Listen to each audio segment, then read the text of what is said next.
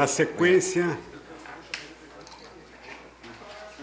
José Rodrigo e depois o Rubens vão tocar num problema que ontem eu lembrei, que é o Poder Judiciário, ao invés de olhar para o passado e julgar o que aconteceu, olhar para o futuro. E tentar julgar o que vai acontecer. Por aí. Bom, deixa eu tirar meu áudio aqui. Boa tarde a todos e a todas as pessoas presentes. Eu agradeço ao professor Técio de novo e a Sônia pelo convite, que é sempre um... Eu sempre fico nervoso de falar na sua frente, né? E do professor Olafra, que foram meus professores, e também nesse auditório que é hiperqualificado. Mas também isso me instiga sempre a apresentar as minhas ideias mais arriscadas e mais novas, porque, enfim, se eu não for massacrado aqui, é sinal que eu posso seguir, né? Especialmente diante do seu juízo, né? Então, eu mandei o texto antes para a lista, né? Então, de quem estava convidado. Não vou conseguir falar o texto inteiro, mas a ideia do texto é um pouco apresentar a minha versão da crise do que eu chamo de legalismo liberal, né? A partir de uma reflexão do Hans Kelsen, né? De uma distinção conceitual que ele faz, discutir um pouco as respostas que foram dadas para essa crise ao longo do século XX, digamos assim, e depois propor uma tentativa de modificação ou de revisão dessa crise a partir de uma ideia de legalismo democrático, cujo delineamento eu não vou conseguir fazer porque acho que não vai dar tempo, né? Então, mas depois fica o suspense para quem quiser ler isso, que vai sair num livro proximamente que eu vou lançar. E isso aqui é um pouco a continuação de uma reflexão que eu fiz num livro que chama Como Decidem as Cortes, que aí, fazendo propaganda, ganhou o prêmio Jabuti de melhor livro jurídico, né? Então, para quem quiser, enfim, ver uma parte dessas ideias no seu nascimento, está lá, né? Está lá nesse livro que saiu pela editora da GV. Bom, então, qual que é o meu ponto inicial aqui? Quer dizer, é a distinção que o Kelsen faz entre texto legal e norma, né? Ele, em determinado momento, faz uma distinção entre texto legal e norma, né? E, de uma certa forma, quer dizer, essa distinção, para mim, eu leio como um diagnóstico da crise do legalismo liberal, né? É um diagnóstico da crise do legalismo liberal porque, a partir desse momento, o ato de construir uma norma, quer dizer, a norma passa a ser uma construção do intérprete, né, ou da construção da interpretação, e não mais uma evidência a qual se pode chegar a partir do texto, né? Kelsen não tirou todas as consequências disso, eu acho, de forma organizada. A minha tentativa é um pouco tirar, talvez, mais consequências. Acho que ele tirou algumas, mas não todas, né? Então, esse é o primeiro ponto. Quando eu distingo texto normativo, texto legal de norma, eu estou, enfim, modificando a equação, né, do Estado de Direito clássico, em que o juiz deve respeitar a letra da lei, né? Então, a interpretação passa a ser uma construção do intérprete, né?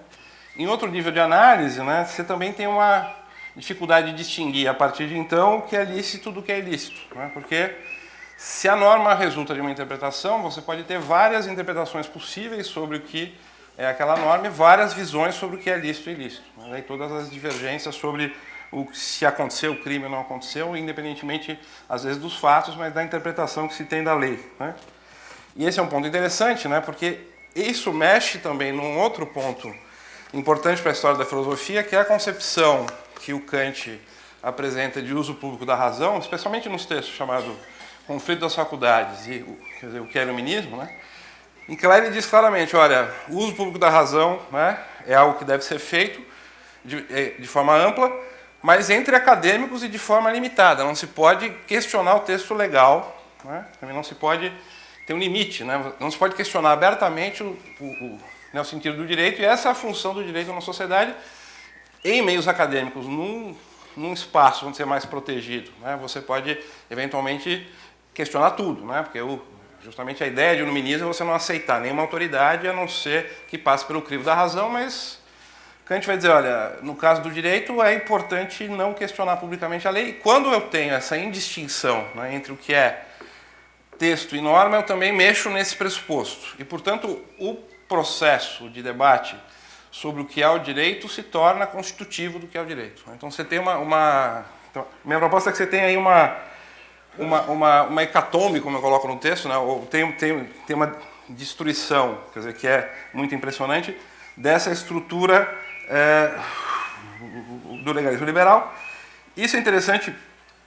O próprio Kelsen vai depois pensar as cortes constitucionais, né, como mecanismo, então, na visão dele, o ato de interpretar é puramente subjetivo, né, não consegue ser reduzido, não consegue ser construído teoricamente como algo que faça sentido racional, a não ser como uma escolha do juiz, né, puramente subjetiva.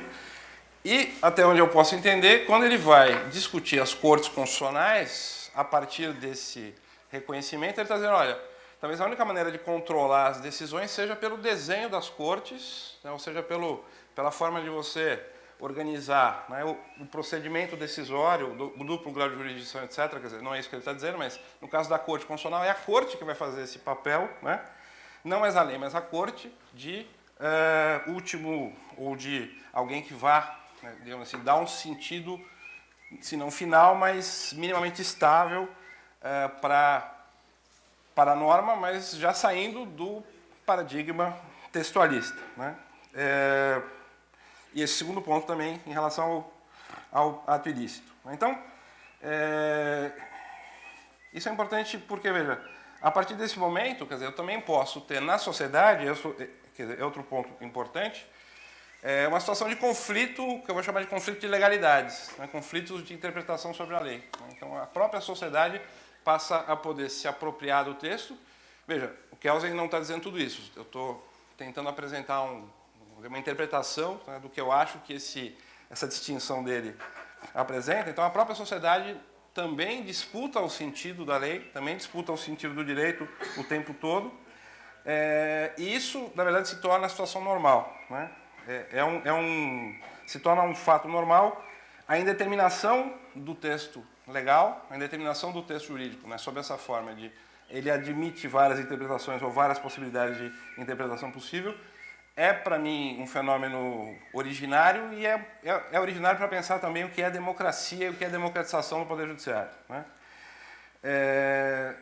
E, claro, quer dizer, nesse momento, né, o ato de procurar, né, ou de estabelecer uma interpretação que seja definitiva ou que seja minimamente estável, passa a ser um ato não mais que diz uma verdade sobre o direito, mas é um projeto político, é um projeto pragmático de construção de uma instância única ou final de interpretação, né?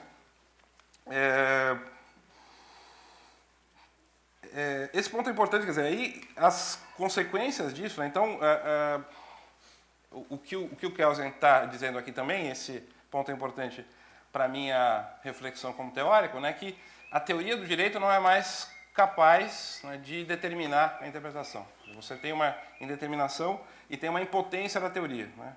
Enfim, a teoria se torna impotente para determinar o que é a interpretação, assim como também o texto legal, e, portanto, tudo se concentra no ato de interpretar, de tal forma que há uma repersonalização da figura do juiz. Esse é uma consequência necessária, porque a interpretação vai depender agora do juiz que está interpretando, ou da pessoa que está interpretando.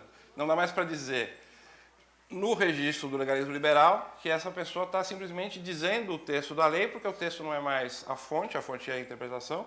Ele está construindo uma norma, ele está construindo uma interpretação, portanto, a pessoa dele passa a ir para o centro, né, do centro de gravidade do sistema político e do centro de assim, o centro do funcionamento do Poder Judiciário, né? E a minha reflexão aí é que parece que as respostas, né, que foram sendo apresentadas durante o século XX para esse problema tentam, na verdade, ocultar esse fato, né? Essa que é a minha ideia nesse texto. Você tem várias tentativas, digamos, de solucionar esse problema, de dar uma solução para esse problema, que no fundo acabam tentando ocultar o poder, né? E para brincar com uma frase que heideggeriana, quer dizer, o poder ama esconder-se, né? Como disse o professor Celso Laffer, ele se juridifica, ninguém mais exerce o poder em nome do poder, pura e simplesmente. Sempre tem uma norma, né, que aqui você faz referência.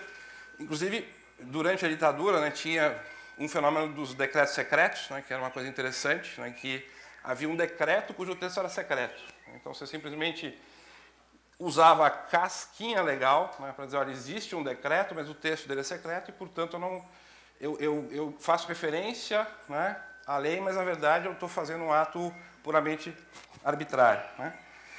Então, nesse sentido, quer dizer, algumas dessas estratégias e, aparentemente, então, só para retomar, a ideia central é essa. Então, quando há uma distinção, quando se faz a distinção entre texto e norma, o ato de interpretação vai para o centro da gestão do sentido do direito, não mais o texto legal, né? Isso gera uma crise, vamos dizer assim, ao meu ver, no nosso paradigma, né, do que significa classicamente interpretar o direito. O texto não tem mais força para segurar a interpretação. O juiz se repersonaliza e aí, bom, como é que você despersonaliza esse juiz do ponto de vista, né, da construção institucional? Aí, quais são as tentativas de despersonalização a partir dessa constatação, né? Bom, enfim, eu divido essas tentativas em dois grupos. Uma que procura, digamos, repensar o que é a interpretação do ponto de vista científico, quer dizer, propor novos critérios de cientificidade para a interpretação.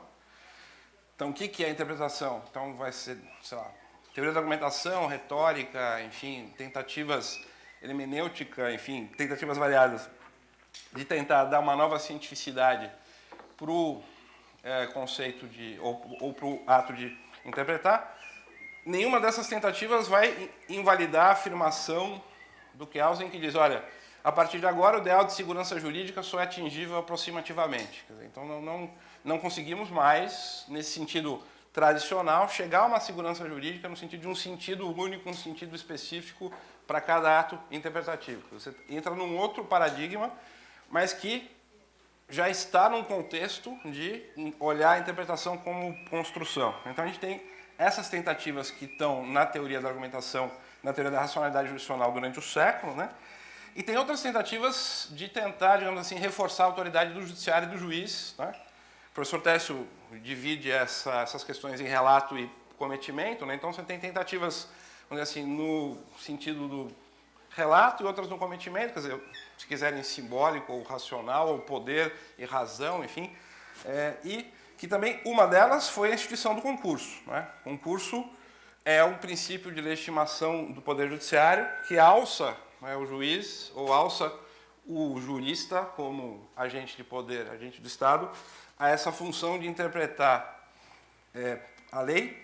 E outras tentativas aí, no nosso caso brasileiro, em que a teoria funciona de um pouco diferente, e isso está mais no meu livro Como Decidem as Cortes também, tem ali um uso da teoria e de argumentos de autoridade muito fortemente estabelecido, né? Então você tem um processo de construção de erudição de um jurista que sabe, enfim, várias línguas e que cita vários autores e que tem uma acumulação de conhecimento que serve também como legitimação desse poder que ele vai ter, e também o concurso, que tem que ser difícil, por isso que é importante que pouca gente passe e que muitos prestem, né? Tem todo um trabalho de legitimação desse poder via concurso e via também erudição, né?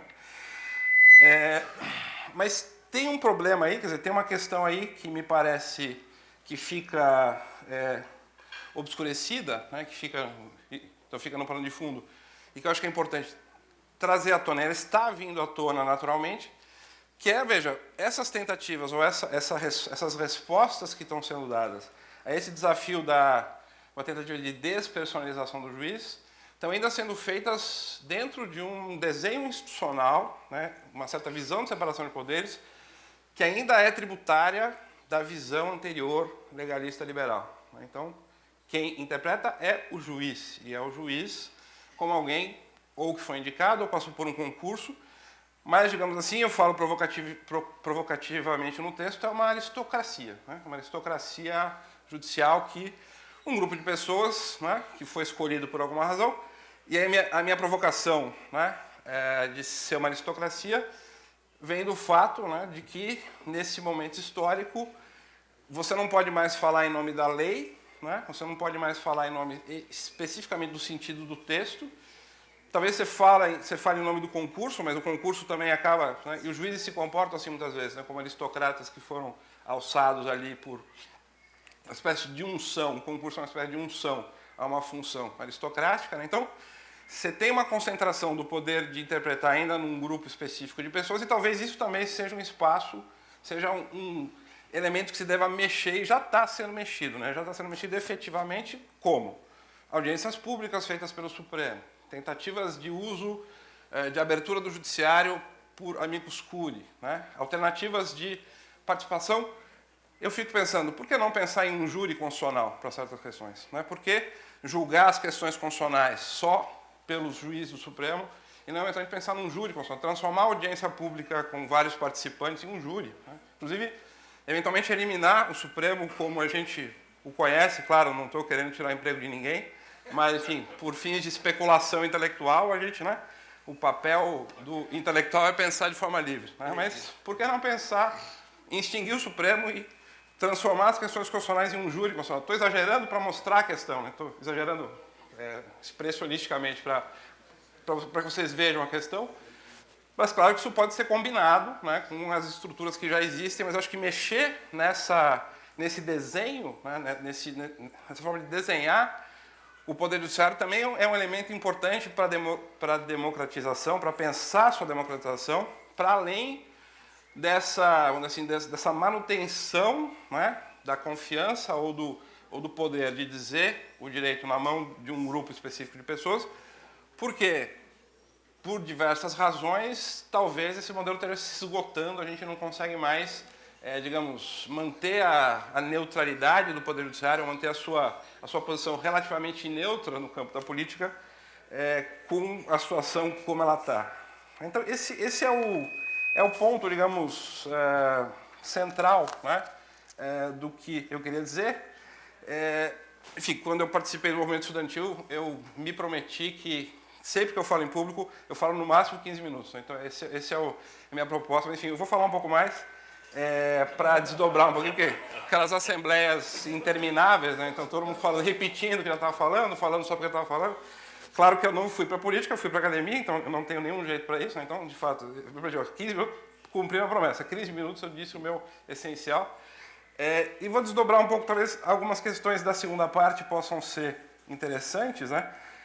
Porque aí, quer dizer, o que eu proponho como uma outra visão... Então, esse ponto, só para consolidar o que eu falei, para tentar me comunicar, quer dizer, então essa é a ideia. Então, crise do legalismo liberal, essa repersonalização do juiz, e aí a minha pergunta é se nesse processo de tentativa de despersonalização, porque a partir do momento, né, em que eu tenho um judiciário que começa a decidir com base na pessoa, eu perco a ideia do governo das leis. Então, essa tentativa de desfazer esse problema que aparece com a interpretação como uma construção, para não ficar meramente subjetiva, teve como respostas, né, tentativa de sofisticar filosoficamente o método de interpretação ou reforçar a autoridade. A minha provocação é, talvez tenha que mexer na estrutura do poder, repensar a separação de poderes, repensar como desenhar o judiciário, repensar essas funções todas, repensar se nos tribunais devem de fato estar só juízes de carreira, ou a gente tem que ter outra forma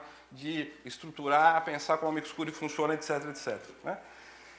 E além disso, né, isso já está acontecendo. Esse é o meu ponto, eu estou só tirando consequências e tentando explicar por que isso está acontecendo, que é justamente uma tentativa, eu acho, de responder esse déficit de legitimidade. Né? Até interessante ver de uma outra perspectiva, eu fui convidado para falar pelo ministro Fachin, lá no gabinete dele, ele faz um encontro semanal, eu acho que é mensal, com juristas, né? Ele chama juristas para falarem sobre temas variados, que também é uma forma de abrir o tribunal para outras ideias. Né? Então, também é uma iniciativa nesse sentido, né? de tentar fazer ideias circularem e fazer com que o juiz não funcione mais estritamente como alguém que vai dizer o texto da lei com base na sua sapiência ou na sua força moral, ou no seu exemplo de grande pensador, mas alguém que está, digamos, trazendo vozes da sociedade, está articulando vozes sociais e está, digamos, tentando resolver a questão de maneira mais inclusiva e aberta e, digamos, complexa possível, né? Nesse sentido, quer dizer, aí só para dar um esboço do que eu pretendo fazer, o que eu tentei fazer na segunda parte do texto, eu vou falar um pouco menos, que eu atrapalho menos aqui o nosso horário, né? Na segunda parte, a tentativa é dizer, olha, talvez a interpretação tenha que ser repensada, né? Não mais como uma hermenêutica, não mais como uma hermenêutica de textos, não mais como uma manipulação estrita de textos, mas como um processo digamos, de gestão de legalidades ou de gestão de sentidos, como diz o professor Tessio, mas que também são possibilidades de práticas sociais. Quer dizer, não é só sentido, né? Também tem esse aspecto. Cada interpretação que se faz da lei no campo da sociedade está tentando legitimar uma certa forma de vida, uma certa maneira de se comportar, não é só sentido, também é prático, né? E o que o judiciário faz nesse caso, quando ele interpreta, na verdade é destruir direitos, né? Esse é um conceito do Robert Cover, ele fala que as cortes... Robert Cover, né? É um autor norte-americano, que diz que quando o juiz interpreta, na verdade, ele tem uma atividade jurispática, né? Na sociedade tem direito demais, tem interpretações demais, tem possibilidades de sentido demais e reivindicações de normatividades excessivas o tempo todo. Também a formação enfim, de espaços de autorregulação, por exemplo, ele usa o exemplo das comunidades Amish, né, ou grupos indígenas, a gente pode dizer, ou inclusive o Uber, ou outros espaços normativos que vão se formando. E para que uma ordem normativa permaneça viva, ela precisa matar direitos, ela precisa matar possibilidades de sentido, senão ela não se mantém íntegra, né?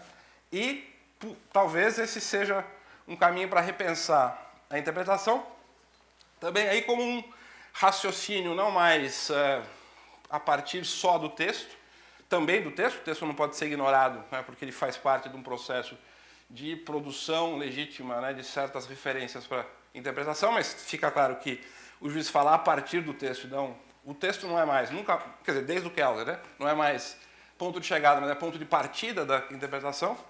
Então, além do texto, a gente vai ter a formação ou a utilização de vários argumentos e vários raciocínios de natureza política, pragmática, econômica, enfim, aí o raciocínio jurídico talvez se torne algo mais como um pensamento interdisciplinar, um modelo interdisciplinar, né, que tenha que, em primeiro lugar, lidar quer dizer, lidar com o fato de que, na verdade, ele está destruindo formas de sentido e formas de vida e possibilidades de existência e não simplesmente construindo ou, digamos, impondo uma forma de vida e uma forma de existência que já estaria eventualmente estabelecida no texto legal. Ele vai lidar com um outro modo de atuar na sociedade. Isso tem reflexos sobre o pensamento jurídico, isso que eu estou chamando de legalismo democrático, né? Porque aí a lei não vai funcionar mais como única referência, ela é um aspecto desse processo de atuação jurispática que as cortes vão eventualmente fazer. E aí tem uma discussão também sobre pluralismo jurídico que eu não vou entrar porque não dá tempo. Bom,